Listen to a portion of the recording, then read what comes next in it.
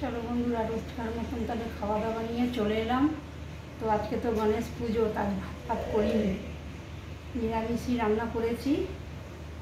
তো এই যে কচুরি করেছি আর করেছি পরোটা। এটা ছোলার ডাল দিয়ে পরোটা। ছোলার ডাল দিয়ে পরোটা একদম গরম গরম আছে। দেখো এর মধ্যে ডালটা পুরটা কীভাবে ভরেছি, দেখো বন্ধুরা। এই যে একদম গরম গরম এখনই করে নিয়ে এলাম। আর দেবো না তো? হ্যাঁ ঠিক আছে। আর করেছি এই যে আলুর দম, কড়াইশুঁটি দিয়ে টমেটো দিয়ে আলুর দম করেছি। এই আলুর দমটা খুব ভালো লাগে, খুব টেস্টি হয় খেতে।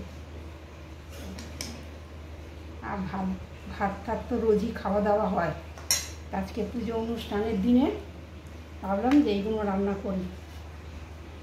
আর এটা আছে একটু রসগোল্লা, এটা কি বলে, এটাকে হলুদ পান্তুয়া না রসগোল্লা জানি না। তো কমলাভোগ, ও কমলাভোগ, ও কমলাভোগ। আর রসগোল্লা।